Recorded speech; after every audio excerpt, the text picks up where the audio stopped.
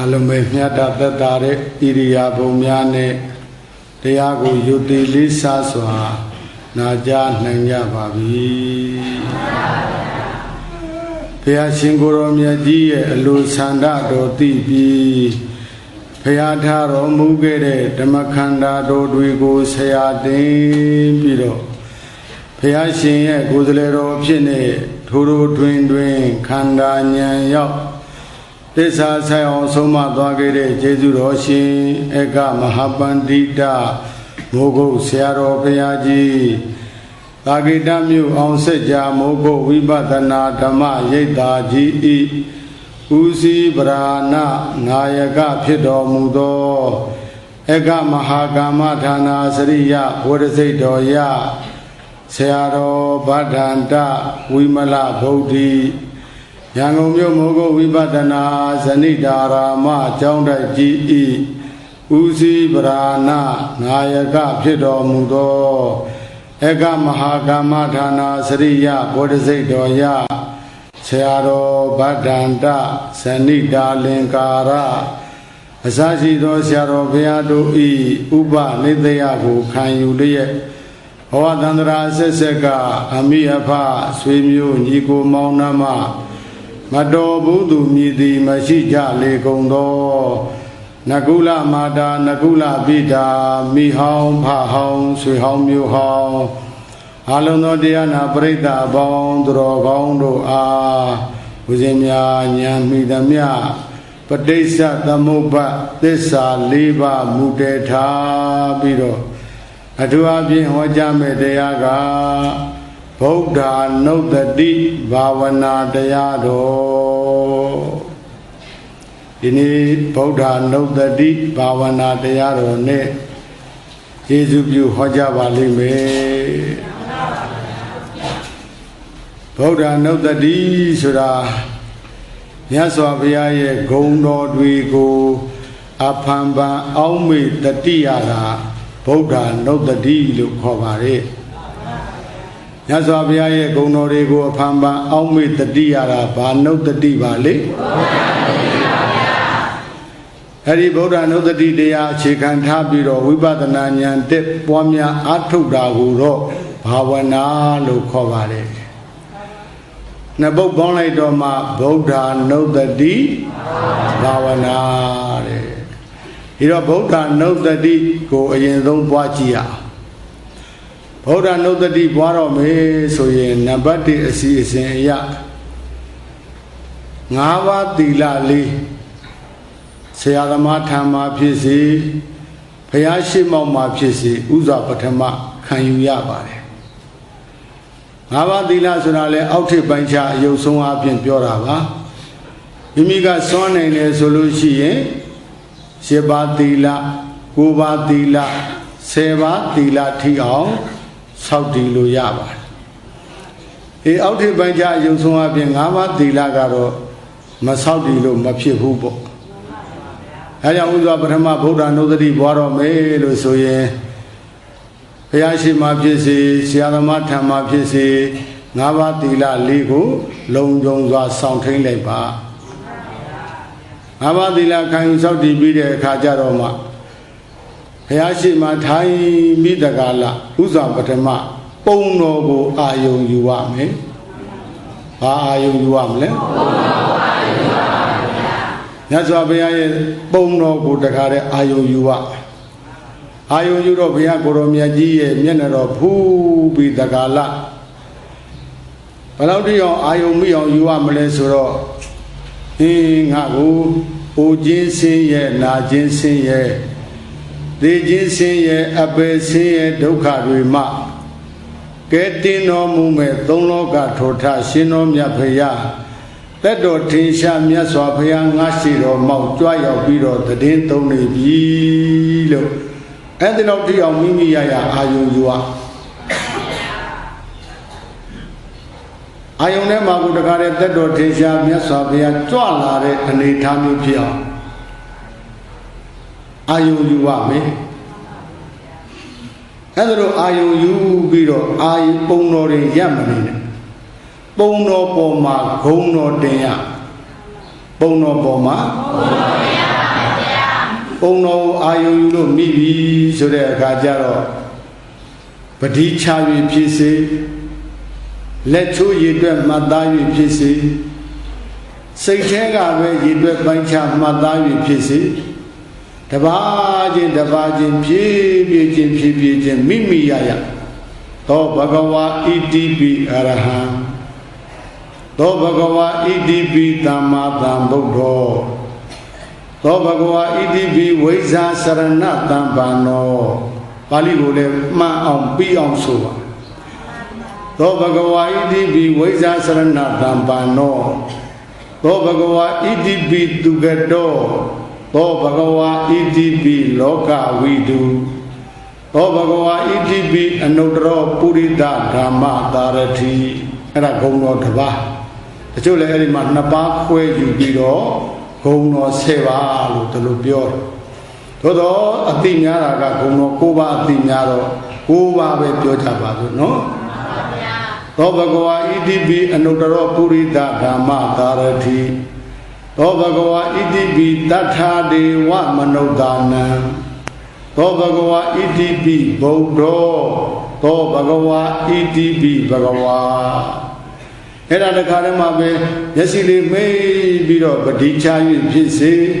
လက်ချိုးရည်အတွက်ပိုင်းခြားမှတ်သား၍ဖြစ်စေစိတ်ထဲကပဲရည်အတွက်ပိုင်းခြားမှတ်သား၍ဖြစ်စေအာယုံမိမိနဲ့တခါတည်းတလုံးချင်းချအနဲ့အတိတ်ပဲသိပြီးတော့ပွားရတယ်ပါဠိတွေရွတ်ပွားနေလို့ရှိရင်ဖြစ်တော့ဖြစ်တယ်သို့တော့အကျိုးအာနိသင်တလောက်မထက်မြက်ဘူးဒါကြောင့်မို့လို့အနဲ့အတိတ်ပဲသိပြီးတော့တပါးချင်းပွားရဒီတော့တော်ကောင်းတို့ကပြောမယ်အရှင်ဘုရားတပည့်တော်တို့ပါဠိနေရတော်တော်အလန်းဝေးတယ်ဘုရားပါဠိတော်မှာဒီဘုရားနဲ့ဘုံတော်9ပါးပါဠိလေးတော်တော်တော်ကိုကြိုးစားပြီးကြက်ထားရတာအနဲ့အတိတ်ပဲသိဖို့ဆိုတာတပည့်တော်တို့အတွက်အတော်ခက်တယ်ဘုရားလို့ပြောတဲ့အခါကျတော့ဥပဒေကအနဲ့အတိတ်ပဲတန်ပန်ပေးပြီတော်ကောင်းတို့ကအဲ့ဒီအနဲ့အတိတ်ပဲကိုမှတ်ပြီးတော့သိရမှာဟုတ်ရဲ့လားအဲ့တော့ဂုဏတော်9ပါးပါဠိတော်ကိုဥပဒေကအနဲ့တန်ပန်မဲ့တပါးစီအနဲ့တန်အဲ့ဒီတပါးပြီးမှတော်ကောင်းတို့ကဘာလို့မခေါ်ပါနဲ့ဟုတ်ဂုဏ9ပါးလုံးပြီးတော့နောက်တစ်ပိုက်အဆုံးသတ်ဏီကုံးအုပ်တဲ့တစ်ပိုက်လာအောင်ဘုံတော်9ပါးပြီးတဲ့အပြင်မှာအဆုံးသတ်တပုတ်လာအဲ့ဒီတပုတ်ပြီးမှအလုံးသာဓုချဒီမို့ရင်သာဓုတွေသိမ့်များနေဒီတော့ဘုရားကုံတော်ကိုအာယုံပြုပြီးတော့ဗုဒ္ဓနုတ္တိပွားကြည့်မယ်လက်အုပ်ချီးပြီးတော့ကြီးညိုသရာပွားများရအောင်သောဘဂဝါတို့သုံးလို့တို့ထားရှင်တော်မြတ်ဘုရားသည်ဣတိပိဣမိနာသကာရဏိနာခသိမ့်များစွာကိလေသာတို့မှဝေကွာတော်မူတတ်ဤသို့သောဂုဏ်တကကြောင့်လေအရဟံအရဟဟုသောဂုဏ်တော်ကြီးဖြင့်အန်ချီဝိမကုံဘဝဘုံတိုင်အောင်ပြန့်လိုင်ကြောကြထင်ရှားတော်မူပါပေတည်းဟောဘဂဝါတို့သုံးလို့ထိုထားရှင်တော်မြတ်ဘုရားသည်ဣတိပိဣမိနာသကာရဏေနာသင်္ခါရဝိကာရလက္ခဏာနှင့်နိဗ္ဗာန်ပညာ9ရပ်သောညရံတရားတို့ကိုဆရာမကူတရားပူဉဏ်တော်မြတ်ဖြင့်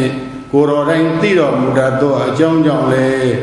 သမ္မာသမ္ဗုဒ္ဓသမ္မာသမ္ဗုဒ္ဓဟုသောဂုဏ်တော်ကြီးဖြင့်အံချီဝေမကုံဘဝဘုံတိုင်အောင်ပြန့်လိုင်ကြောကြထင်ရှားတော်မူပါပေတည်းသောဘဂဝါတို့သုံးလို့တို့ထားရှင်တော်မြတ်ဘုရားသည်ဣတိပိဣမိနာသကာရဏိနာဝိဇ္ဇာ3ပါးဝိဇ္ဇာ10ပါးစရဏ15ပါးတို့နှင့်ခမကြကုံလုံးပြည့်စုံတော်မူတတ်ဤသို့သောဂုဏ်တကကြောင့်လေဝိဇ္ဇာစရဏတံပန္နောဝိဇ္ဇာစရဏတံပန္နဟုသောဂုဏ်တော်ကြီးဖြင့် anh chi vi mà cũng bao quát bông đại hào biên lại cho cha thiên xa đồ mù bà vi đà đi Ó bà gà hoa thô tông lô thô thá xin nô mẹ bà yá đi Ý đi bì ý mì nà sa gà rà nì nà sa tí zà rà Yá đi mà rà nà bì rô gà mà tăng khi mà nâng tô Chua miễn nô mù đà ý đồ đô công ta gà chong lê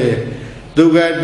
gà đà hù đô công nô jì phiền Anh chi vi mà công bà quẹ bông đại hào Biên lại cho cha thiên xa đồ mù bà vi đà đi Ó bà gà hoa thô tông lô thô thá xin nô mẹ bà yá đi Ý đi bì ý mì nà sa gà rà nì nà tà đô gà tà tinh khá rà hù Lô gà lông tinh chông công xin tí miên nô mù đà ý đồ đô công ta gà chong lê Lô gà vi đu hù đô công nô jì phiền Anh chi vi mà công bao quát bông đại hào Biên lại cho cha thiên xa đồ mù bà vi đà đi Ó bà gà hoa thô tông lô thô thá xin nô mẹ bà yá đi Ý đi bì ý mì nà sa gà rà nì nà yáy bia sô gà sống mạ tình sống mạ thay tô Lù yào cha nà yào cha trai sa mẹ rù bù Thâu đá mà bia đaya cha tà phiền Sống mạ bè phiền tôn tình nô mù đà ý đồ đô công ta gà chong lê Nâu đà rô Purita Dhamma Tarathi Nâu đà rô Purita Dhamma Tarathi hù đô công nô jì phiền Anh chi vi mà công bao quát bông đại hào Biên lại cho cha thiên xa đồ mù bà vi đà đi Ó bà gà hoa thô tông lô thô thá xin nô mẹ bà yá đi Ý đi bì ý mì nà sa gà rà nì nà biên mà nà lù khá tinh tù rô ý Sa yá đà su a xích phiền chí phiền là ý đồ đô công ta gà chong lê Tathari wa manodhanam Tathari wa manodhana hù đô công nô jì phiền Anh chi vi mà công bao quát bông đại hào Biên lại cho cha thiên xa đồ mù bà vi đà đi Ó bà gà hoa thô tông lô thô thá xin nô mẹ bà yá đi Ý đi bì ý mì nà sa gà rà nì nà tít sa lì đăng đaya màn gù Vê văn tì đà vê nì yá đô gô lệ tít xì đô mù đà ý đồ đô công ta gà chong lê Bồ đà hù đô công nô jì phiền Anh chi vi mà công bao quát bông đại hào Biên lại cho cha thiên xa đồ mù bà vi đà đi Ó bà gà hoa thô tông lô thô thá xin nô mẹ bà yá đi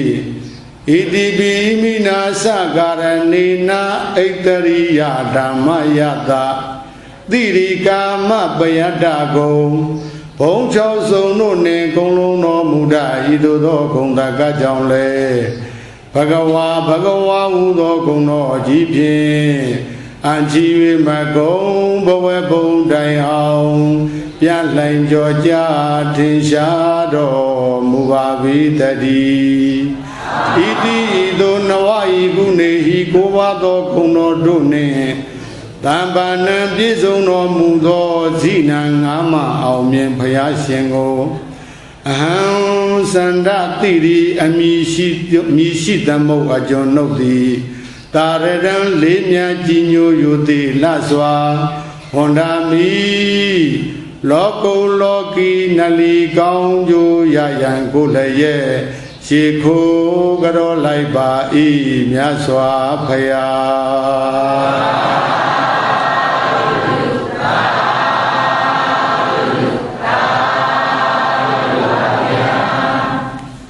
Ê ra mẹ xoa bia công nô cô ba yê anh nê đi bè bà bê Ê đi công nô cô ba cô anh nê đi bè tí bì đà gà lạ Tô bà gà wā iti bì araham Tô bà gà wā iti bì dhamma dham bồ đô သောဘဂဝါဣတိပိဝိဇ္ဇာစရဏသံပန္နောသောဘဂဝါဣတိပိဒုက္ခတောသောဘဂဝါဣတိပိလောကဝိတုသောဘဂဝါဣတိပိအနုတ္တရောပုရိသဓမ္မသာရတိသောဘဂဝါဣတိပိတတ္ထာဒေဝမနုဿာနံသောဘဂဝါဣတိပိဗုဒ္ဓောသောဘဂဝါဣတိပိဘဂဝါလို့ဖြည်းဖြည်းချင်းပရိကိုတလုံးချင်းချပြီးတက္ကလအာယုံမိမိနဲ့ဗုဒ္ဓနုတ္တိပွားပါဟောငါကိုးပါးလုံးတပည့်တော်ဉာဏ်မမီဘူးဗျာတပည့်တော်ကိုးပါးလုံးပွားဖို့မစွမ်းနိုင်ဘူးဗျာဆိုရင်လည်းတပါးတည်းပွားရအဲ့ဒါလည်းဂုံတော်ပဲသောဘဂဝါဣတိပိအရဟံသို့တော့အ내အဓိပ္ပာယ်တော့သိရမယ်နော်ခတ်သိမ်းများစွာကိလေသာတို့မှဝေးကွာတော်မူတတ်ဤသို့သောဂုဏ်တကကြောင့်အရဟံဟူသောဂုဏ်တော်ကြီးနှင့်အရဟံဟူသောဂုဏ်တော်ကြီးဖြင့်အံချီ၍မဂုံဘဝဘုံတိုင်အောင်ပြန်လိုင်းကြောကြထင်ရှားတော်မူပါပေ၏လို့အ내အဓိပ္ပာယ်ဒီလိုသိရအဲ့ဒါလိုသိပြီးတော့သောဘဂဝါဣတိပိအရဟံသောဘဂဝါဣတိပိအရဟံသောဘဂဝါဣတိပိအရဟံလို့တခါတည်းတလုံးချင်းပွားပါတဲ့ဘာဝိတဘဟုလိကတာကျိန်ဖန်များစွာပွားပါဘယ်လောက်ထိအောင်ပွားရမလဲဘုရားလို့မေးတဲ့အခါကျတော့နံပါတ်1ပီတိဖြစ်လာအောင်ပွားပါတဲ့နံပါတ်1ဘာဖြစ်အောင်ပွားပီတိဖြစ်အောင်ပွားပါဘုဒ္ဓရမဏပီတိဘုရားဂုံကိုအာယုံပြုလို့ဖြစ်ပေါ်လာတဲ့ပီတိတဲ့ဗုဒ္ဓရမဏပီတိဖြစ်လာအောင်ပွားပါပီတိဆိုတာဘာသာဘောလဲနှစ်သက်ခြင်းသဘောဟောဒီဂုံတော်ပွားနေရတာသိထဲမှာကိုနှစ်သက်နေတယ်ကျေနပ်နေတယ်ပီတိဖြစ်နေတယ်ဒီလိုမဟုတ်လားမှန်ပါဗျာအဲ့ဒါလိုပီတိဖြစ်လာအောင်ပွားပါတဲ့ဒီတော့ဒီနေရာမှာဘ ഹു တုတ္တအဖြစ်ပီတိက5မျိုးလောက်ရှိတယ်ပီတိဘယ်နှမျိုး5မျိုးပါဗျာ5မျိုးပါလေလဲပြီးတော့လိုက်ဆိုကြည်သားမှာခုတ်တကာပီတိခဏိကာပီတိအောက်ကန္တိကာပီတိဥပ္ပေကာပီတိပရဏာပီတိပီတိဘယ်နှမျိုးလဲအဲဒီ5မျိုးတည်းကခုတ်တကာပီတိဆိုတာကဘယ်လိုသဘောလဲဗုဒ္ဓနုတ္တိပွားရင်ကနေပြီးတော့ကြောကုံထဲမှာကြက်သီးမွေးခြင်းဖြင်းကနေကိုထသွားဘုရားကုံအာယုံပြုဗုဒ္ဓနုတ္တိပွားရင်ကနေပြီးတော့တခါတည်းကြီးညိုသရာတွေတိုးပွားပြီးတော့ကြောကုံထဲမှာကြက်သီးမွေးခြင်းတွေဖြင်းကနေကိုထသွားအဲ့ဒီလိုကြောကုံထဲမှာကြက်သီးမွေးခြင်းဖြင်းကနေထသွားရင်ဘုဒ္ဓခုတ်တကပီတိဖြစ်တယ်လို့မှတ်ယူရပါသည်အဲ့ဒီမှာတစင်းတဲ့ရင့်ကျက်အောင်ပွားလိုက်မယ်ဆိုလို့ရှိရင်နံပါတ်2ကခဏိကာပီတိဖြစ်လာပါလိမ့်မယ်။ဘာပီတိဖြစ်ခဏိကာပီတိရဲ့သဘောကဘယ်လိုပြောပါသလဲအထသာလိနေတက္ကရာဆရာကခဏေဝိဇုပါဒတရိတာဟောတိတဲ့။ဘာဖြစ်တယ်လဲဟိုးမိုးကောင်းကင်မှာရှာစီတွေဝင်းငနဲ့လက်သလိုကြောကုံထဲမှာကြက်သီးမွေးညင်းနေဖြင်းငနဲ့အကြိမ်များစွာထလာရင်ခဏိကာပီတိဖြစ်တယ်လို့မှတ်ယူရပါသည်သူကတစ်ကြိမ်နဲ့မဟုတ်တော့ဘူးအကြိမ်များစွာဖြစ်လာအဲဒီလိုအကြိမ်များစွာကြက်သီးမွေးညင်းနေထလာပြီဆိုလို့ရှိရင်ဖြင့်ခဏိကာပီတိဖြစ်တယ်လို့မှတ်ယူရပါသည်အဲ့ဒီခဏိကာပီတိမှာတစင်းတဲ့ရင့်ကျက်အောင်ပွားများလိုက်မယ်ဆိုလို့ရှိရင်နံပါတ်3ကအောက်ကန္တိကာပီတိဖြစ်လာပါလိမ့်မယ်။ဘာပီတိဖြစ်မလဲ။အောက်ကန္တိကာပီတိရဲ့သဘောကဘယ်လိုပြောပါသလဲ။ဟိုးပင်လေသမုဒ္ဒရာကြီးထဲမှာလေတိုက်လို့လိုင်းလုံးကြီးတွေကြွပြီးတကလာလိုက်တာအိမ်ငယ်နဲ့ငိတ်ငယ်နဲ့သိမ့်ငယ်နဲ့အဲ့ဒီလိုင်းလုံးကြီးတွေကတလိမ့်နဲ့တက်လာပြီးတော့ကန်းဆန်းရောက်တော့ညိမ့်ညောင်းနဲ့ပျောက်ကွယ်၍သွားသလိုရင်းနဲ့နှလုံးထဲမှာဗုဒ္ဓနုတ္တိပွားရင်ကနေပြီးတော့ညိမ့်ငယ်နဲ့အိမ်ငယ်နဲ့သိမ့်ငယ်နဲ့ဖြစ်လာအဲ့ဒီလိုဖြစ်လာရင်အောက်ကန္တိကပီတိဖြစ်တယ်လို့မှတ်ယူရပါသည်တဲ့ဘာပီတိတော့အဲ့ဒီအောက်ကန္တိကပီတိမှာတဆင့်တည်းရင့်ကျက်အောင်ပွားများလိုက်မယ်ဆိုလို့ရှိရင်ဖြင့်နံပါတ်4ကဥပ္ပေကပီတိဖြစ်လာပါလိမ့်မယ် ဘာပီတိဖြစ်မယ်ဥပ္ပေကပီတိရဲ့သဘောကဘာပြောတယ်လဲဝါကွမ်းဆိုင်လေးမြလေးပင့်လို့လွင့်တဲ့သလိုတဲ့ဘုရားနုတ္တိဘွားရင်ကနေပြီးတော့ခန္ဓာကိုယ်ကြီးပဲကြွလာသလိုမြောက်လာသလိုဒီလိုကိုစိတ်ထဲထင်ရတကယ်လဲကြွသွားတဲ့သာရကတွေအထသာလေးနေတက္ကရာဆရာဘုဒ္ဓသာရကတွေထုတ်ပြထားတာရှိပါတယ်အဲ့ဒါတွေရှင်ဒီမှာဆိုလို့မပြောတော့ပါအဲ့ဒီလိုဝါကွမ်းဆိုင်လေးလေပင့်လို့အပေါ်ကိုလွင့်တဲ့သလိုခန္ဓာကိုယ်ကြီးမြောက်လာသလိုကြွလာသလိုဖြစ်ပေါ်ပြီးတော့လာမယ်ဆိုရင်ဖြင့်လာတယ်ဆိုရင်ဖြင့်ဥပ္ပေကပီတိဖြစ်တယ်လို့မှတ်ယူရပါသည်အဲ့ဒီဥပ္ပေကပီတိမှာတဆင့်တဲ့ရင့်ကျက်အောင်ပွားများလိုက်မယ်ဆိုလို့ရှိရင်နံပါတ်5ကပရဏာပီတိဖြစ်လာပါလိမ့်မယ်ဘာပီတိတွေတော့ပရဏာပီတိရဲ့သဘောကတော့သူတော်ကောင်းများပြောနေကြအတိုင်းပါပဲပရဏာပီတိဝမ်းစီထိတော်တဲ့အကံလုံးလေးတစ်ခုထဲမှာစီလေးတွေထည့်ထား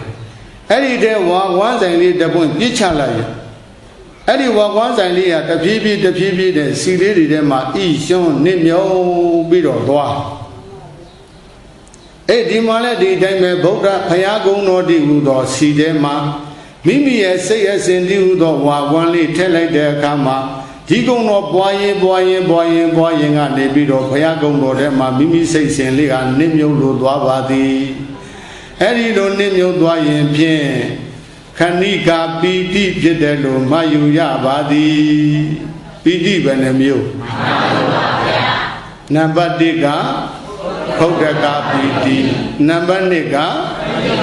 ခဏိကာပီတိနံပါတ်3ကအောက်ခန္တိကာပီတိနံပါတ်4ကဥပ္ပေကာပီတိနံပါတ်5က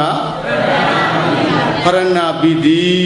တဲ့အဲ့ဒီပီတိ5မျိုးဖြစ်ပေါ်လို့လာရပါသည်တဲ့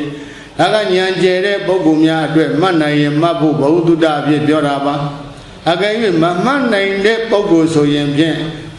ပီတိ5မျိုးစလုံးမမှတ်ပါနဲ့တော့တဲ့နံပါတ်1ပီတိဖြစ်လာအောင်ပွားရမယ်လို့မှတ်တာပေါ့နံပါတ်1ဘာဖြစ်အောင်ပွားအဲ့ဒီလိုဘုရားကုံတော်တွေပွားရင်ကနေပြီးတော့ပီတိတွေဖြစ်လာမယ်ပီတိဖြစ်ရမှတဆင့်တည်းရင့်ကြအောင်ပွားများလိုက်မယ်ဆိုလို့ရှိရင်နံပါတ်2ကပတ္တိဖြစ်လာပါလိမ့်မယ်နံပါတ်2ကပတ္တိတဲ့ပတ္တိရဲ့သဘောကဘာပြောပါသလဲငြိမ်းချမ်းခြင်းသဘောကိုပတ္တိလို့ပြောဘာသဘောလဲငြိမ်းချမ်းခြင်းသဘောအဲ့ဒီမှာကိုငြိမ်းချမ်းတာကြတော့ကာယပတ္တိကိုငြိမ်းချမ်းတာကြတော့ကာယပတ္တိစိတ်ငြိမ်းချမ်းတာကြတော့စိတ်တပတ္တိလို့ပတ္တိက2မျိုးရှိပါသည်ဟောဒီဗုဒ္ဓနုတ္တိပွားနေရတာသူ့မှာခန္ဓာကိုယ်ကြီးကလည်းညောင်းလို့ညောင်းမှသည်ခန္ဓာကိုယ်ကြီးကငြိမ်းချမ်းနေလိုက်တာမပြောပါနဲ့တော့မရွှေပဲမပြောမရွှေနိုင်မရွှေဘူးမပြောင်းဘူးတည်တည်ငြိမ်ငြိမ်နဲ့ပွားနေ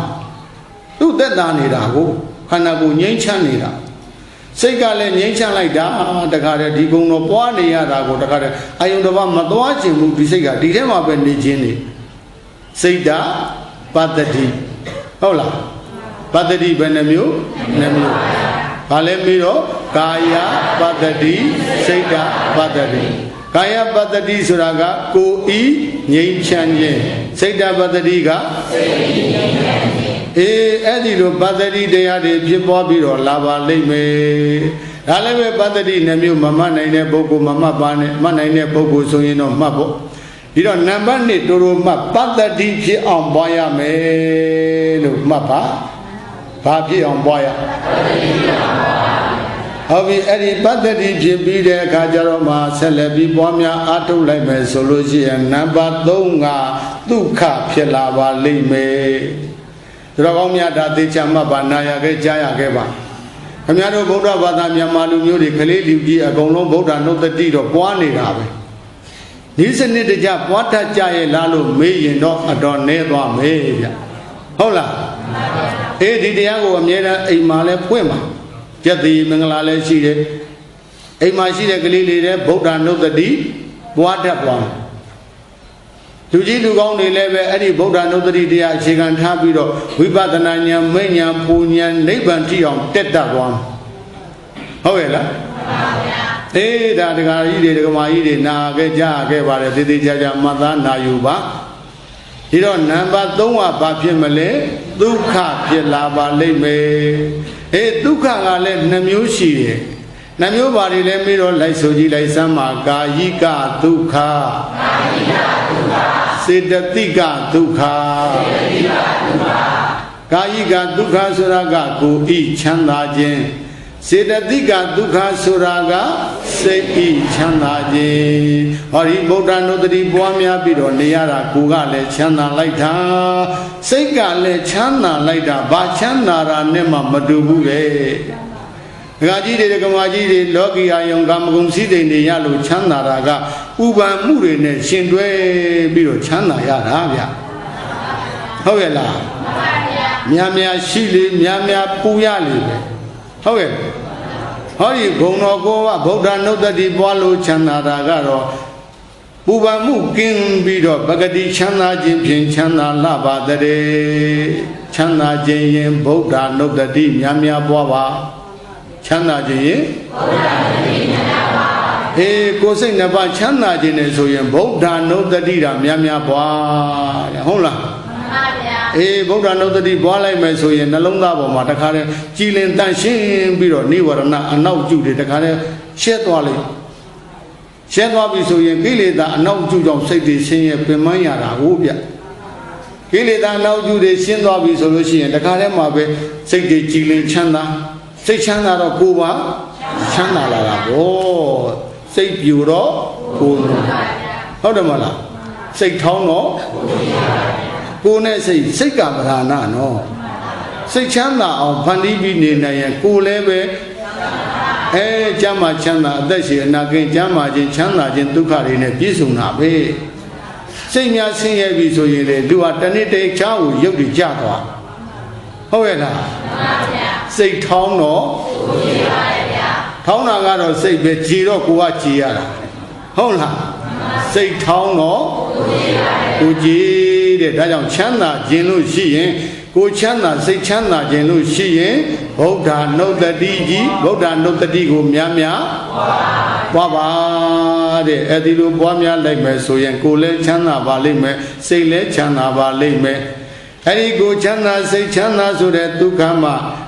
ဒုက္ခကလည်းနှမျိုးရှိ냐တော့လည်းပဲနှမျိုးစလုံးမမှတ်နိုင်ရင်နံပါတ်3ဒုက္ခဖြစ်အောင်ပွားရမယ်လို့တစ်လုံးနဲ့တာမှတ်တာဟုတ်ပြီလားအကြံများနေပြောက်ကုန်မှာဆိုလို့နည်းနည်းပဲပြေးတာလေတစ်လုံးနဲ့တာမှတ်အဲ့ဒီကိုချမ်းသာစိတ်ချမ်းသာမှုရှိတဲ့ဒုက္ခကနေတစ်စစ်တည်းရင့်ကြအောင်ပွားများလိုက်မယ်ဆိုလို့ရှိရင်နံပါတ်4ကစိတ်တည်ကြည်မှုဆိုတဲ့သမာဓိတရားတွေရရှိလာပါလိမ့်မယ်။ဘာရမလဲ။သမာဓိရလာမယ်ဆိုကြပါစို့နော်။ဘာရလာမလဲ။သမာဓိဆိုတာဘာလဲ။ပြန်လွင်နေတဲ့စိတ်ကလေးကိုတခုတည်းသောအာယုံပေါ်မှာတည်သွားငြိမ်သွားအောင်ထိမ့်သိမ်းဆောင်ရှောက်တဲ့သဘောဟာသမာဓိတဲ့အဲ့ဒီသမာဓိကလည်းပဲ3မျိုးလောက်ရှိသေးတယ်ခဏိကသမာဓိဥပ္ပစာရသမာဓိအပ္ပနာသမာဓိအဲ့ဒါတော့ထားလိုက်ပါတော့နည်းနည်းကျဲတယ်ဟုတ်လားဒီတော့နံပါတ်4ကသမာဓိဖြစ်လာအောင်ပွားရမယ်လို့ဒီလိုမှတ်ပါနံပါတ်4ဘာဖြစ်အောင်ပွားရမယ်ဒါဖြင့်ဗုဒ္ဓနုတ္တိပွားလာလိုက်တာတရားဘယ်နှပါးရနံပါတ်1ကပီတိနံပါတ်2ကပတ္တိနံပါတ်3ကဒုက္ခနံပါတ်4ကသမာဓိရဲ့အဲ့ဒီတရား၄ပါးရရှိသွားပြီဆိုလို့ရှိရင်ဗုဒ္ဓနုတ္တိပါဗုဒ္ဓနုတ္တိပွားတာအထွတ်အထိပ်သို့ရောက်ပါပြီပြီးဆုံးခြင်းသို့ရောက်ပါပြီဟောဗုဒ္ဓနုတ္တိပွားတာအထွတ်အထိပ်ရောက်ပြီးဆုံးခြင်းသို့သာရောက်သွားတာသူကြည့်တော့သူ့အစဉ်တန်းကသမာဓိသမထပဲရှိသေးတယ်ဟုတ်ရဲ့လားအဲ့ဒီနေရာလေးဥပဇင်ပြောချင်တာဗုဒ္ဓနုတ္တိတက္ကကြီးတွေတက္ကမကြီးတွေလူတိုင်းပွားနေကြတာပါအစမ်းပြတော့မဟုတ်ပါဘူးနိစနစ်တကြမပွားတတ်တာသာရှိမယ်ပွားတော့ ပွားနေကြတာအခုတော့ဗုဒ္ဓနုတ္တိလည်းဤစနစ်တကျပွားတတ်သွားပြီဘယ်လိုပွားမလဲမေးရင်ဘုရားရှိမှဖြစ်စေဆရာသမားထံမှာဖြစ်စေဗုဒ္ဓနုတ္တိပွားတော်မယ်ဆိုရင်အောက်ထိပ်ပိုင်းကျအယုံဆုံးအပြင်၅ပါးသီလလေးခံယူပြီးတက္ကလာဘုရားကိုယ်တော်မြတ်ကြီးရဲ့ရုပ်ပွားတော်ဆင်းနုတော်မျက်နှာတော်ကိုဖူး၍ဖြစ်စေဓမ္မမုံမျက်စိလေးမှိတ်ပြီးတော့အာယုံပြု၍ဖြစ်စေပုံတော်ကိုအာယုံယူလိုက်ပါဘာအာယုံယူမလဲဘယ်လောက်ထိအောင်အာယုံယူရမလဲမေးတဲ့အခါကျတော့ငါကိုအိုခြင်းဆင်းရဲနာခြင်းဆင်းရဲသိခြင်းဆင်းရဲအပယ်ဆင်းရဲဒုက္ခပေါင်းမှာကဲတင်တော်မူမဲ့လက်တော်ထင်ရှားမြတ်စွာဘုရားငါချစ်တော်မောက်ကြွရောက်ပြီးတရင်သုံးနေပါပေါ့လားအဲ့ဒီလောက်ထိအောင်ကိုအာယုံယူပြရအဲ့ဒီလိုဘုံတော်ပေါ်မှာအာယုံမိပြီဆိုတဲ့အခါကျတော့နံပါတ်3ကအဲ့ဒီဘုံတော်ပေါ်မှာဂုံတော်တင်ရပါသည်အနတ္တိပဲတိပိတကလာသောဘဂဝါဣတိပိအရဟံသောဘဂဝါဣတိပိသမ္မာသမ္ဗုဒ္ဓောသောဘဂဝါဣတိပိဝိဇ္ဇာစရဏသံပန္နောသောဘဂဝါဣတိပိဒုက္ခတောသောဘဂဝါဣတိပိလောကဝိတုသောဘဂဝါဣတိပိအနုတ္တရောပုရိသဓမ္မသာရတိသောဘဂဝါဣတိပိတတ္ထဒေဝမနုဿာနံသောဘဂဝါဣတိပိဗုဒ္ဓောသောဘဂဝါဣတိပိဘဂဝါလို့ဘုံတော်၉ပါးလုံးစွန့်နိုင်တဲ့ပုဂ္ဂိုလ်၉ပါးလုံး9ပါးလုံးမှာဉာဏ်မမီလို့မစွန့်နိုင်ဘူးပါဆိုရင်တပါးပဲပွားလို့လည်းရပါသည်ဟုတ်လားမှန်ပါဗျာအရဟံဂုဏ်တော်တစ်ပါးလေးကိုပွားရင်နဲ့နံပါတ်1ဘာဖြည့်ရမလဲနံပါတ်2ဘာဖြည့်ရမလဲနံပါတ်3ဘာဖြည့်ရမလဲနံပါတ်4ဘာဖြည့်ရမလဲအဲ့ဒီလေကြာရောဗုဒ္ဓနုတ္တိပွားခြင်းကိစ္စပြီးသွားပြီလို့ဆိုတာသူ့အဆင့်အတန်းကြည့်တော့တမာတိသမထပဲရှိသေးတယ်သမထသက်နဲ့ကလည်းနိဗ္ဗာန်အရောက်နိုင်သေးတဲ့အခါကျတော့ဒီနေရာမှာဝိပဿနာဉာဏ်ဘက်ကိုတက်ရအဲ့ဒီတက်တဲ့အချက်ကလေးကိုဥပဒေကဒီနေ့အဓိကအနေနဲ့ယောဂီတို့ကိုမေတ္တာလက်ဆောင်ပေးခြင်းတာဓမ္မလက်ဆောင်ပေးခြင်းဟုတ်ရဲ့လားဒီတော့ဒကာကြီးတွေဒကာမကြီးတွေဒီနေရာတင်လမ်းဆုံနေတယ်ဘုရားနုတ္တိလေးပွားပြီးကျင့်နေလို့ရှိရင်မဉ္ဇဉ်ပူညာနိဗ္ဗာန်မရနိုင်သေးဘူးသမထနဲ့နေသေးရင်ဗြဟ္မပြေလောက်ပဲရောက်မယ်နိဗ္ဗာန်မရောက်နိုင်သေးဘူးဟုတ်တယ်မလားမှန်ပါဗျာဒီတော့ဒီနေရာမှာဒီနေရာလေးကိုအခြေခံထားပြီးတော့သူ့ကိုဥပမာလောကုပမာအဖြစ်ပြောမယ်ဆိုရင်သူ့ကိုခြေကုပ်ယူပြီးတော့ဟိုဘက်တက်ရအောင်မတက်ရဘူးလားတက်ရပါဗျာသူ့အခြေခံယူပြီးတော့ဟိုဘက်တက်ရအောင်မှာဝိပဿနာဉာဏ်ဘက်ကိုတက်ရဒီတော့ဘယ်လိုတက်မလဲလို့ဆိုတဲ့အခါကျတော့တက်ပုံတဏိပါဠိတစ်ပိုက်ဗုဒ္ဓဂုဏေအနုတ္တရိတဝါပိတိဥပ္ပါတိတဝါဓမေဝပိတိအနိစ္စဒိဝသေနာဝိပသိတဝါဝိပဿနာဂဗ္ဗံဂဟိတဗံပါဠိလေးမမြောက်ဘူးတို့ပဲသို့တော့အဓိပ္ပာယ်သိကောင်းတယ်ဗုဒ္ဓနုတ္တိတရားအခြေခံထားပြီးတော့ဝိပဿနာဉာဏ်ပဲတက်ပုံပါဠိလေးဗုဒ္ဓဂုဏေအနုတ္တရိတဝါပိတိဥပ္ပါတိတဝါဓမေဝပိတိအနိစ္စဒိဝသေနာဝိပသိတဝါဝိပဿနာဂဗ္ဗံဂဟိတဗံဗုဒ္ဓဂုဏေအရဟံသာသာဘုရားဂုဏ်တော်များကိုအနုတ္တရိတဝါဖန်တလဲလဲအောက်မေ့ဆင်ခြင်း၍ပိတိနှစ်သက်ခြင်းပိတိကိုဥပ္ပါတိတဝါဖြစ်စေ၍ဓမေဝပိတိထိုဖြစ်ပေါ်လာတဲ့ပိတိကိုပင်လျံအနိစ္စဒိဝသေနာအနိစ္စအစာရှိသည်တို့ဤအစွမ်းအပြင်ဝိပသိတဝါဝိပဿနာဉာဏ်ဖြင့်ရှုမှပွားများအထုတ်၍ဝိပဿနာကပ္ပံဝိပဿနာဒီဟုသောတိုက်ခန်းကိုဂါဟိတပံယူစေအပ်၏ကုပုံလေးကြားခဲ့နာခဲ့ပါတယ်ဒကာကြီးတွေဒကာမကြီးတွေဒီတော့ဗာပြောလဲဗုဒ္ဓဂုဏေအနုတ္တရိတဝါဗုဒ္ဓဂုဏေအရဟံသာသာဘုရားဂုဏ်တော်များကိုအနုတ္တရိတဝါပန္တလဲလဲအောက်မေ့ဆင်ခြင်၍ဝါဗုဒ္ဓနုတ္တိပွား၍ဘာနုတ္တိပွားဗုဒ္ဓနုတ္တိကိုပွားပါတဲ့မပွားနဲ့လို့မတားမြစ်ပါဘုရားကုံဆိုတာအာယုံပြုပြီးတော့ပွားများကောင်းမှာမပွားရဘူးလားပွားရမှာပွားပါတဲ့ဘာဝိတာဘုလိကတာကျိပ္ပများစွာပွားပါဒီတော့ပွားတော့ဘယ်လောက်ထိအောင်ပွားရမလဲဆိုတော့ပိတိံပိတိကိုဥပ္ပါတိတဝါဖြစ်စေ၍ပိ တိဖြစ်အောင်ပွားပါတဲ့ဘာဖြစ်အောင်ပွားရဒီတော့ဒီပါဠိမှာတော့ပီတိတစ်လုံးကိုပဲခေါင်းတယ်ဟောတယ်ကျန်တဲ့ပတ္တိဒုက္ခသမာဓိမပါဘူးခေါင်းဆောင်တစ်လုံးကိုခေါင်းတယ်ဟောလိုက်ရင်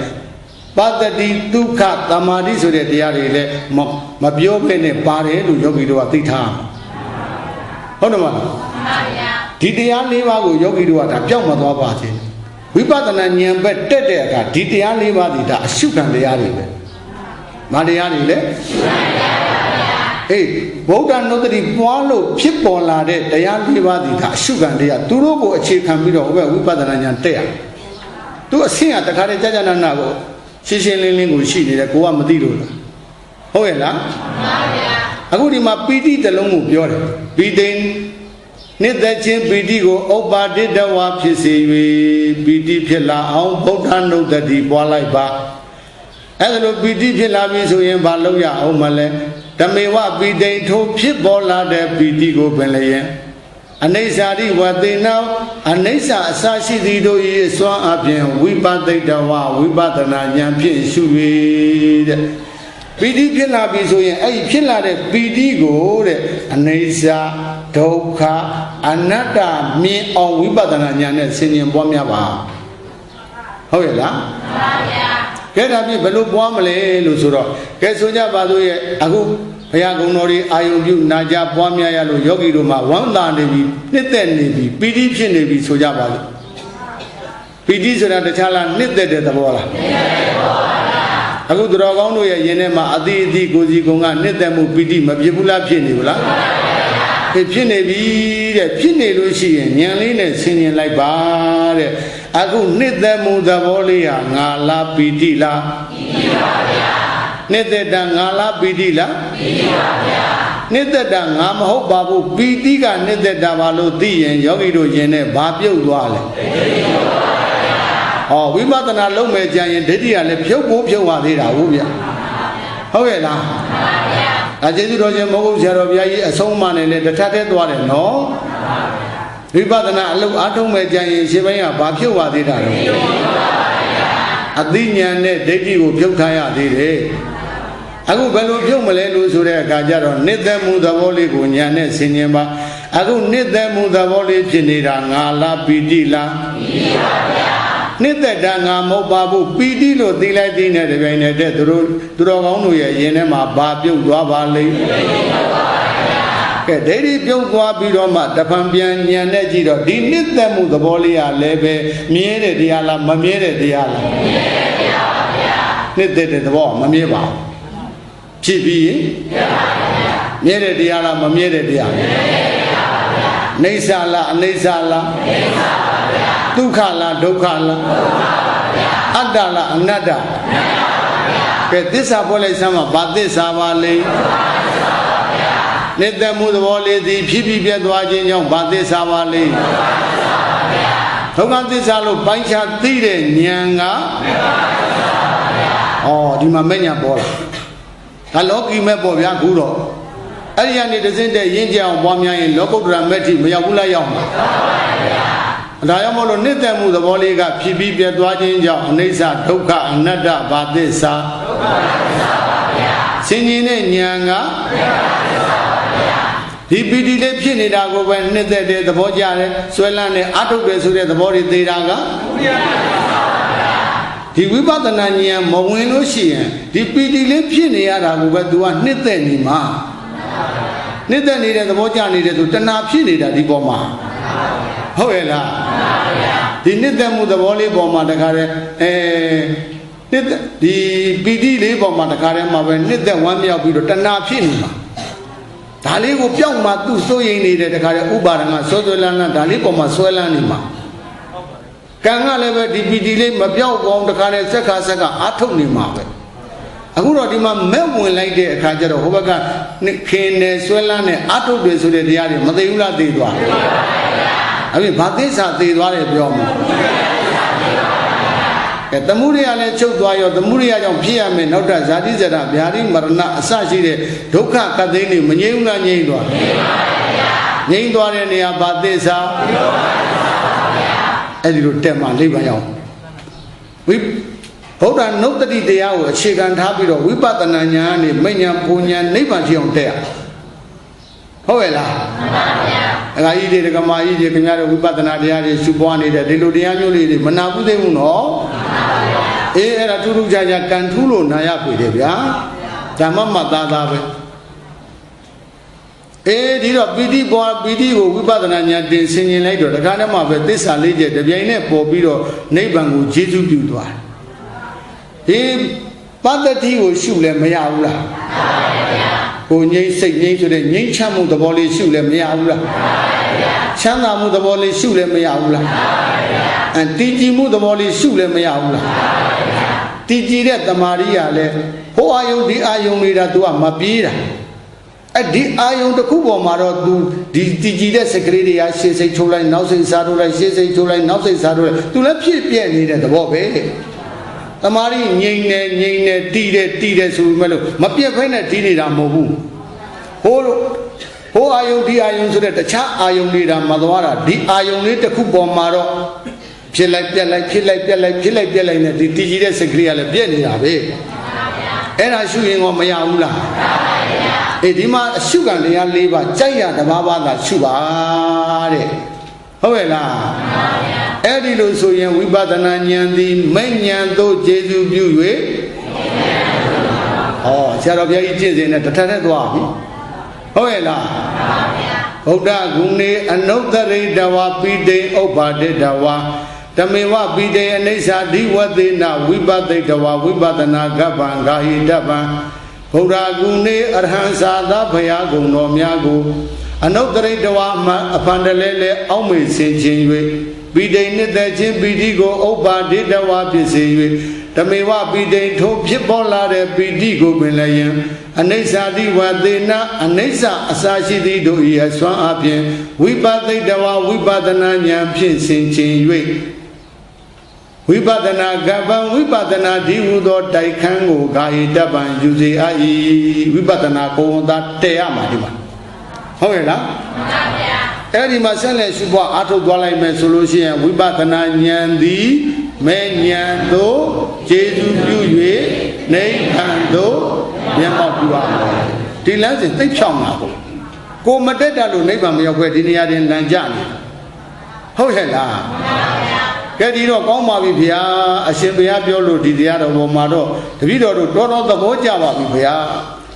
Dini and Dijan Jogo Wamia Ato Dwalo. He is indicted Dwalo, Dokaka de Guinea and Neban when Dwara, Dadana, Badumia Shiva, the Payano, Biro, Uvadenga, Wudu, Daragadabu, Katuru, Tobia. Payazin Goromiaji, Parene Ban, Wesano, Mubidi, Naukala, Payan letter Mohobulu Solovare. Kit and Nene Biome Solushi and the whole kit donga Bekele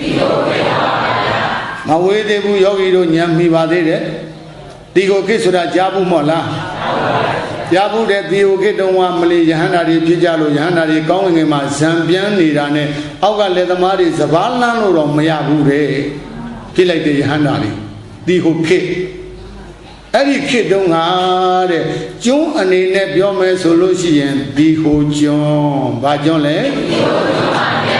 In a kid, the Gane Biome Solino, Sri Linga Nanga Bobia. However, Eddie Dio Joma, Mateji Davashi Badade, Tomateji and Bueroga, Pota, Deva, Matelu, Koja Badade, Tomateji Buero Venecole. He Ponda Deva Mateji, Tomatejima, Amira Bude, what the Yataku Shibadi. Paule Lumida Kajado City Yanganao, Pao Bale, City Yanganao, Surabale Mida Kajaro, Nane Ayogin Gasonima Pompe Bilu, Ayogin Kajalo Shia, the Ojoma, City Jitasu, Emergency Shada, City Jitasu. Marejiga Nane Ayogin Kajado, the City Tam Biro Joa. Holy Yago City Mimboma, Debiasi de Bitagala, Tanshi, and Mubulo Badade Palodare စေတီရင်ကနာဝစေတီရင်မြင့်တော်ပေါ်မှာတန်ရှင်းရဲ့အမှုပြုတဲ့တပြက်စီလဲတဲ့အဲဒီလိုတပြက်စီလဲတပြက်စီလဲပြီးတဲ့အခါကျတော့သူတပြက်စီလဲပြီးတဲ့စေတီရင်မြင့်ကြီးကိုမျောပြီးကြည့်လိုက်တဲ့အခါကျတော့တန်ရှင်းကြည်လင်စင်ကြဲနေတဲ့စေတီရင်မြင့်ကြီးကိုတွေ့ရမြင်ရတဲ့မထေရကြီးရဲ့စိတ်အစဉ်မှာလည်းပဲတန်ရှင်းကြည်လင်စင်ကြဲလို့သွားပါတဲ့တပြက်စီလဲတဲ့ဆိုတာစိတ်ကြည်လင်နေနော်သူများစိတ်ကြည်ကိုယ်စိတ်ကြည်နဲ့တလီနတ်ချစ်ရောင်လင်းစင်းလာဝင်းပါရုပ်ရည်သေကာလ၌ရောက်ရနတ်ပြည်အင်္ဂါမီမှတ်လီတပြက်လေချင်းအကျိုးတရား၅ပါးတပြက်စီလဲထားရင်သူများစိတ်လည်းပဲကြည်တယ်တပြက်စီလဲတန်ရှင်းမှုပြုထားလို့ကြောင်းပေါ်တက်လာတန်ရှင်းနေတယ်ဆိုရင်တက်လာတဲ့ပုဂ္ဂိုလ်စိတ်သက်ကြီးလင်သွားတာကိုယ်တိုင်လည်းပဲကိုယ်တပြက်စီလက်တန်ရှင်းရမှုပြုထားလို့တန်ရှင်းဖြစ်နေမယ်ဆိုရင်အဲ့ဒီကြောင်းအပြင်အဲ့ဒီစေတီအပြင်ဟာပြင်တခါတည်းကြည်လင်တန်ရှင်းနေတဲ့အတွက်ကိုယ်စိတ်လည်းပဲကြည်လင်တန်ရှင်းသွားတာပဲသူများစိတ်ကြည်ကိုယ်စိတ်ကြည်နဲ့တလီနတ်ချစ်တန်ရှင်းနေတတ်တဲ့ပုဂ္ဂိုလ်နတ်တွေကလည်းချစ်တယ်တဲ့စောင့်ရှောက်တယ်တဲ့သူများစိတ်ကြီးကိုယ်စိတ်ကြီးနဲ့တလီနတ်ချစ်ရောင်လေးဆင်းလာဝင်းပါရုပ်ရည်တန္တရာတခွင်းကျင်းလီရမယ်ဆိုရင်လည်းပဲဟောအသားအရည်ဒီရွှေစင်းကဲ့သို့ဝါဝင်းပြီးတော့ချော်မော်လှပတဲ့ရုပ်ရည်ယူပကာယကိုရရှိပါသည်သူများစိတ်ကြီးကိုယ်စိတ်ကြီးနဲ့တလီနတ်ချစ်ရောင်လေးဆင်းလာဝင်းပါရုပ်ရည်သေကာလ၌ရောက်ရနတ်ပြီ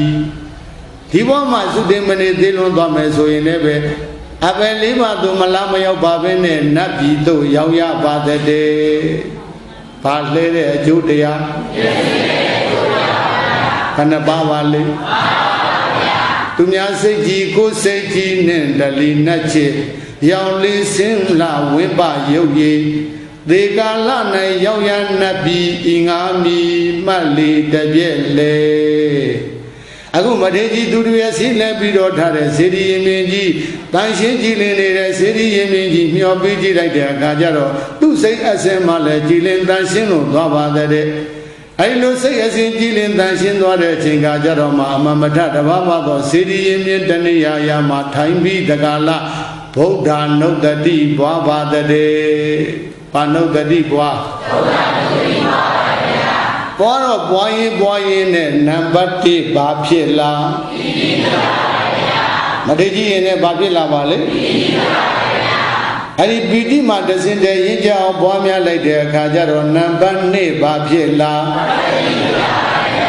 ဘုမတစင်တဲ့ရင်ကြအောင်ပွားများလိုက်တဲ့အခါကျတော့နံပါတ်3ဘာဖြစ်လားဘုမတစင်တဲ့ရင်ကြအောင်ပွားများလိုက်တဲ့အခါကျတော့နံပါတ်4ဘာဖြစ်လားတရားဘယ်နှပါးဖြစ်လဲ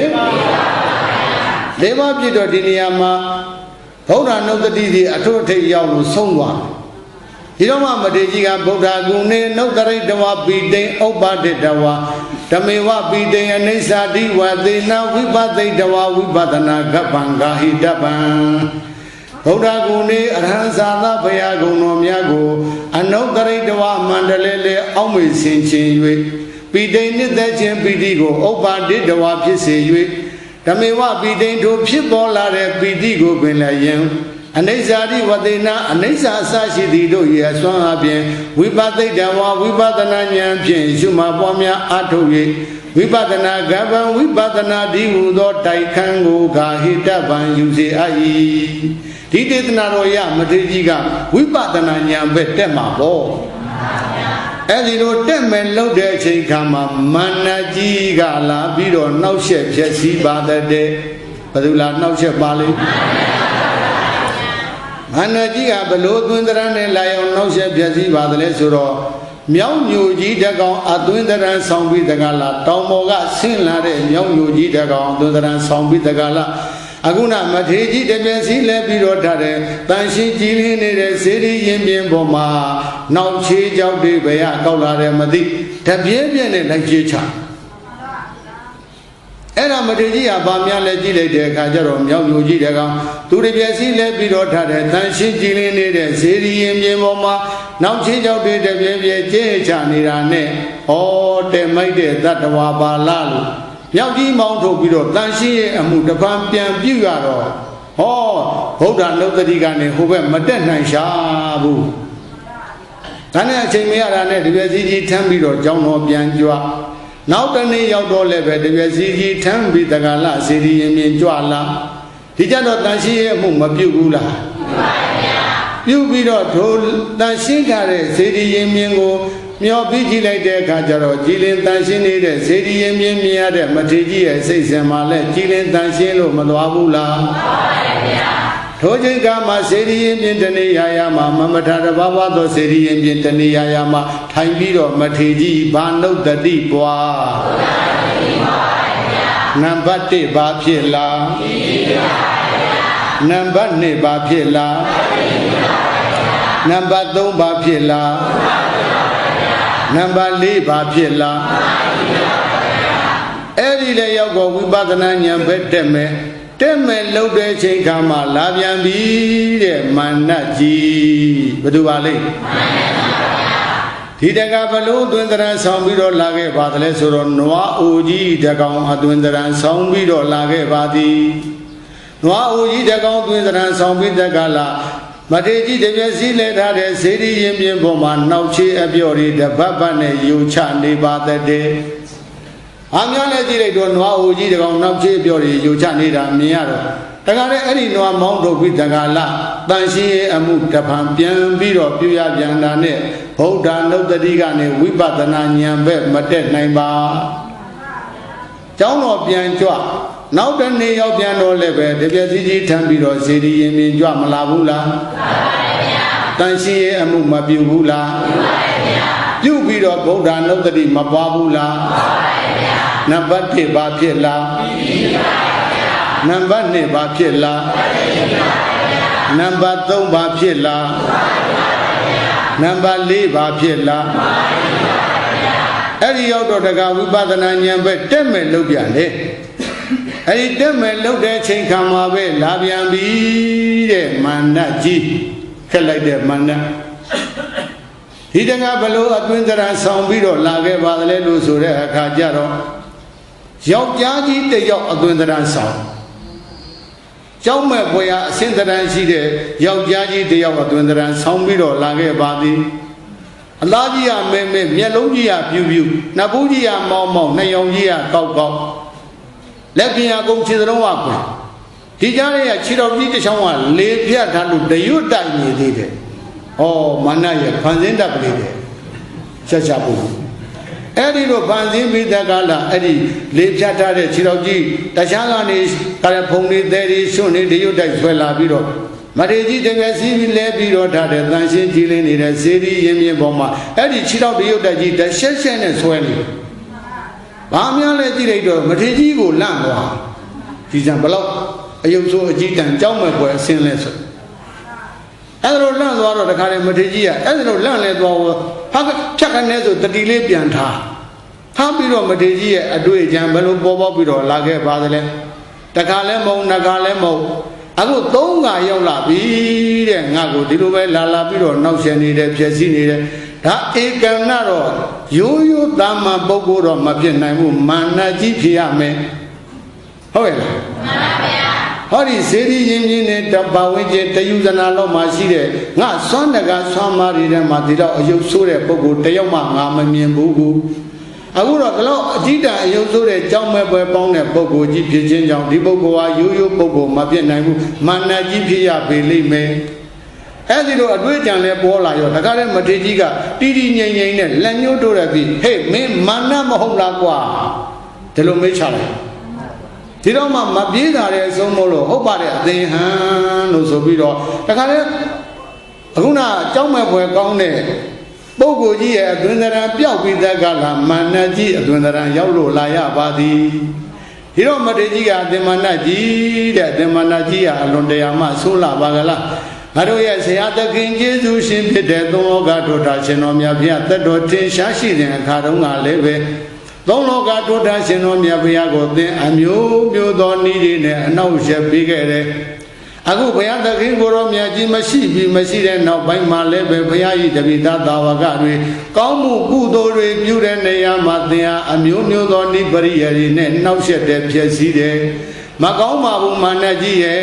သူတစ်ပါးကောင်းမှုကုသိုလ်ပြုတာကိုနှောက်ယှက်ဖြစ်စည်းတယ်ဆိုတာအမတန်မှအပြစ်ကြီးလေးလာပါတယ်နောက်နောက်ဒီလိုမနှောက်ယှက်ပါနဲ့မထေကြီးကမတောင်းပါဘူးလားတောင်းမှတော့မာနကြီးကလည်းဝန်ခံပါတယ်ကောင်းပါပြီအသင်ယဟန်တဲ့နောက်တောင်အကျွန်တို့ဒီလိုမနှောက်ယှက်တော့ပါဘူးမဖြစ်စည်းတော့ပါဘူးလို့မာနကြီးကလည်းဝန်ခံပါတယ်အဲ့ဒါလို့ဝန်ခံကြည်အေးပြီးတဲ့အခါကျတော့မထေကြီးရဲ့အတွေ့အကြုံမှာဘယ်လိုပေါ်ပေါက်လာသလဲဟောဒီမာနကြီးသည်တကောဣတိပအလွန်ကြီးမြတ်တယ်လို့ငါကြားဘူးတယ်သုံးလောကတော်တာသက်တော်ထင်ရှားမြတ်စွာဘုရားကိုလည်းပဲသူသည်ကိုယ်တိုင်ဖူးလိုက်ရတယ်ငါကတော့ဘုရားကိုမမီလိုက်လို့ဘုရားမဖူးရဘူးငါသက်တော်ထင်ရှားမြတ်စွာဘုရားကိုငါဖူးခြင်းလိုက်တာဒါကြောင့်မလို့ဟောဒီမာနကြီးရဲ့တကောဣတိပနဲ့ဘုရားပုံလူဖန်ဆင်းပြခိုင်းရရင်ငါဘုရားဖူးရပေလိမ့်မယ်အသင်္မာနကြီးတဲ့အသင်္မာနကြီးအပြင်ဘုရားကိုဖူးရပါတယ်သက်တော်ထင်ရှားမြတ်စွာဘုရားကိုဖူးခဲ့ဘူးပါတယ်မြင်ခဲ့ဘူးပါတယ်အသင်လည်းပဲတကောဣတိပအလွန်ကြီးမြတ်တယ်လို့ကျွန်ုပ်ကြားဘူးပါတယ်ကျွန်ုပ်ကဘုရားမမိလိုက်လို့သက်တော်ထင်ရှားမြတ်စွာဘုရားကိုမဖူးရပါဒါကြောင့်ကျွန်ုပ်ဘုရားဖူးရင်လွန်လွန်အသင်္မာနကြီးတကောဣတိပနဲ့ဘုရားပုံလူဖန်ဆင်းပြီးပြပါမခိုင်းဘူးလားခိုင်းပါဗျာခိုင်းတဲ့အခါကျတော့မာနကြီးကပြောတယ်အသင်ယဟန်နဲ့ကျွန်ုပ်ဖန်ဆင်းလို့တော့ပြပါမယ်အလုံးစုံအကုန်အကျွင်းချမ်းမရှိတူအောင်တော့ဖန်ဆင်းပြီးမပြနိုင်ပါတူနိုင်တယ်မြတူအောင်တော့ကျွန်ုပ်ဖန်ဆင်းပြီးပြပါမယ်အဲ့ဒီလိုဝန်ခံပြီးဝန်ခံလိုက်တဲ့အခါကျတော့ကောင်းပါပြီအသင်္မာနကြီးတဲ့အသင်္မာနကြီးစွန့်နိုင်တဲ့မြသာကျွန်ုပ်ကိုဖန်ဆင်းပြီးပြပါတော့ဒီတော့မှမာနကြီးကသူ့ရဲ့တကောဣတိပနဲ့ဖန်ဆင်းပြီးတော့လက္ခဏာတော်ကြီးက32ပါးလက္ခဏာတော်ငယ်က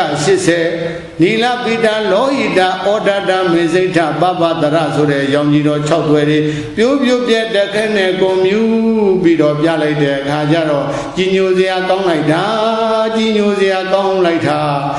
ကိလေသာအတဝတွေမကုန်ခန်းသေးတဲ့မာနကြီးဖန်ဆင်းပြတဲ့ပုံတော်မှဒီလောက်ကြီးညိုစရာကောင်းလာပါတယ်ဆိုရင်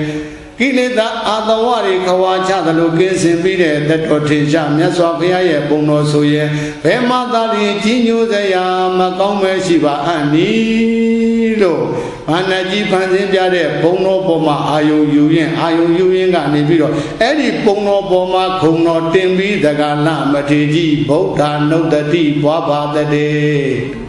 ဘာနုဒ္ဒတိဘွားနံပါတ်1ဘာဖြစ်လားနံပါတ်2ဘာဖြစ်လားနံပါတ်3ဘာဖြစ်လားနံပါတ်4ဘာဖြစ်လား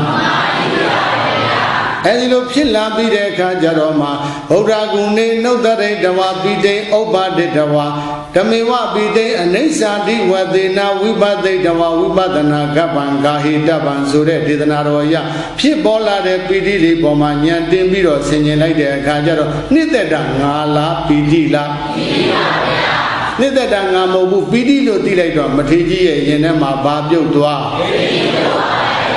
အဲ့ဒီပြုတ်သွားပြီးတော့မှတဖန်ပြန်ညာနဲ့ကြည့်တော့နှစ်သက်မှုသဘောလေးဟာလဲမြဲတဲ့တရားလားမမြဲတဲ့တရားလားမြဲတဲ့တရားပါဗျာအိဋ္ဌာလားအနိစ္စလားအိဋ္ဌာပါဗျာဒုက္ခလားဒုက္ခလားဒုက္ခပါဗျာအတ္တလားအနတ္တလားအနတ္တပါဗျာဘာသစ္စာပါလဲဒုက္ခသစ္စာပါဗျာရှုတဲ့ဉာဏ်ကဘယ်ဟာသစ္စာပါဗျာတဏှာဥပါဒံကံနေသေးတာကဘယ်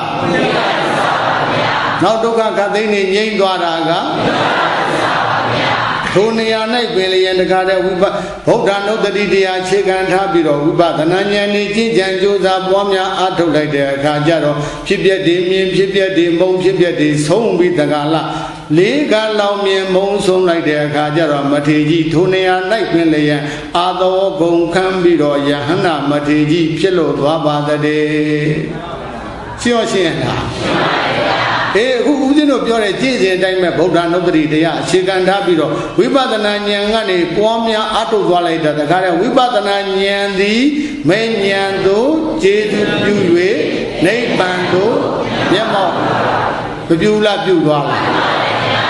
ယောဂီပေါင်းသူတော်ကောင်းတို့ဒီလေဒီမထေကြီးရဲ့ထုံးနှလုံးမူပြီးတကားလားဗုဒ္ဓနုတ္တိတရားခြေခံထားပြီးတော့ဝိပဿနာဉာဏ်မဉာဏ်ပူဉာဏ်ထိအောင်ပွားများအထုတ်သွားမယ်ဆိုရင်ဒုက္ခကသိကင်းငြိမ်းတဲ့နိဗ္ဗာန်မရောက်ဘူးလားရောက်မှာလားရောက်ချင်လို့ရှိရင်ဟောဒီအရှုခံတရားတွေကိုဝိပဿနာဉာဏ်တင်ပြီးတော့ဆင်ခြင်ပါ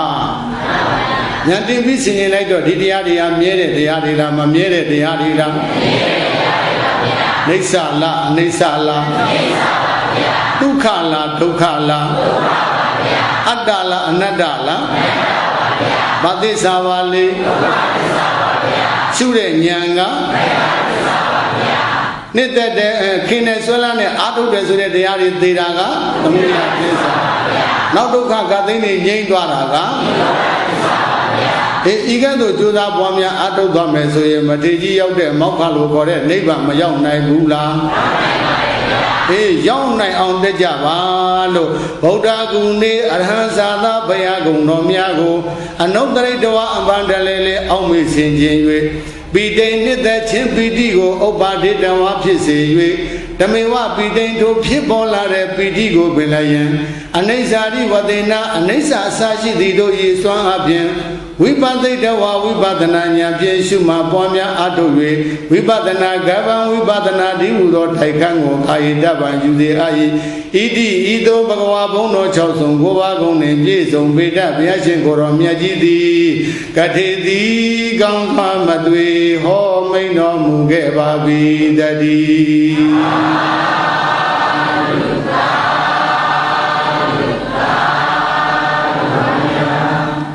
အလုံးမဲ့ကိုယ်စိတ်နှပြချမ်းသာချမ်းသာကြပါစေ